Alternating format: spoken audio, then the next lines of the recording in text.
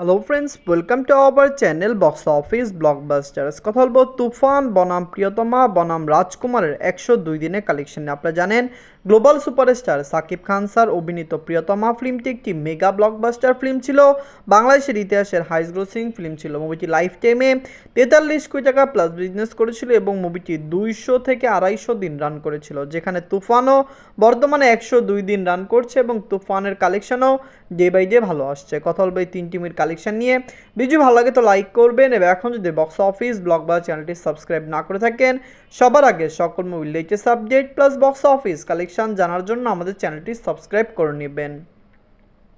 প্রথমত বলবো বাজেট নিয়ে। তুফানের বাজেট ছিল 15 কোটি টাকা, প্রিয়তমা এবং বাজেট ছিল 2 কোটি টাকা, রাজকুমার এবং বাজেট ছিল 10 কোটি টাকা। আপনারা জানেন রাজকুমার পুরোপুরি বাইরের দেশে শুটিং হয়েছিল, বিগ বাজেটে বানানো হয়েছিল, যেখানে প্রিয়তমা খুবই কম সময়ে বানানো হয়েছিল এবং মুভির বাজেটও কম ছিল এবং সুপারস্টার সাকিব খান স্যারের স্যালারিও তখন কম ছিল। কিন্তু বর্তমানে তুফানে কিন্তু আপনারা জানেন তিনি কোনো স্যালারি নেননি, 25% শেয়ারে নিয়েছেন এবং তার প্রফিট অনেক বেশি, তার স্যালারি থেকেও 4-5 গুণ বেশি প্রফিট সাকিব খান স্যার করতে পেরেছেন। আমরা আশা করছি তুফান রেকর্ড ব্রেকিং কালেকশন করেই চলবে, কারণ মুভিটি এখনও চলছে। বাংলার দর্শকরা এই মুভিকে সাপোর্ট করেছে। Global superstar Shakib Khan sir অভিনীত তুফান ফিল্মটি একটি মেগা ব্লকবাস্টার ফিল্ম। বাংলার দর্শকরা সাপোর্ট করলে তুফান আরও লং টাইম রান করবে এবং অবশ্যই মুভিটি বক্স অফিস থেকে মেগা ব্লকবাস্টার কালেকশন করতে সক্ষম হবে। নিজের 102 দিনে মুভিটি আপনারা জানেন ওয়ার্ল্ড মার্কেটে তুফান আয় করেছে 21 লক্ষ টাকা। নিজেদের 102 দিনে প্রিয়তমা মুভিটি আয় করেছিল 8 লক্ষ টাকা, যেটি ওয়ার্ল্ড কালেকশন ছিল।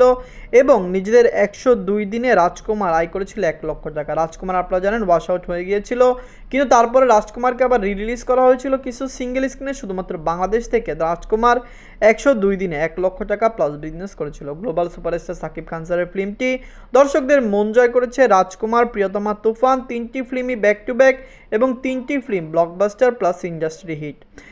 নিজেদের 102 দিনে তুফান টোটাল গ্রোস কালেকশন করেছে 75 কোটি 62 লক্ষ টাকা। নিজেদের 102 দিনে প্রিয়তমা মুভিটি আয় করেছে 31 কোটি 73 লক্ষ টাকা। নিজেদের 102 দিনে রাজকুমার টোটাল আয় করেছিল 35 কোটি 2 লক্ষ টাকা। আপনারা জানেন রাজকুমার খুবই তাড়াতাড়ি ভালো আয় করেছিল, কারণ ওভারসিজ মার্কেটে খুবই তাড়াতাড়ি রিলিজ করা হয়েছিল, যেখানে প্রিয়তমাকে ওভারসিজ মার্কেটে অনেক দেরি করে রিলিজ করা হয়েছিল। যাই হোক, প্রিয়তমা, তুফান, রাজকুমার তিনটি ফিল্মই ব্লকবাস্টার। প্রিয়তমা যখন রিলিজ হয়েছিল তখন সাকিব খান স্যারের মার্কেট এত বড় ছিল না। রাজকুমার যখন রিলিজ হয়েছে মার্কেট বড় হয়েছে, মুভিটি কম সময়ে ভালো আয় করেছে এবং তুফান রিলিজ হতে মার্কেট আরও বেশি বড় হয়েছে, মুভিটি কম সময়ে আরও বেশি আয় করেছে। তুফান লাইফ টাইমে 80 কোটি টাকা প্লাস বিজনেস করবে।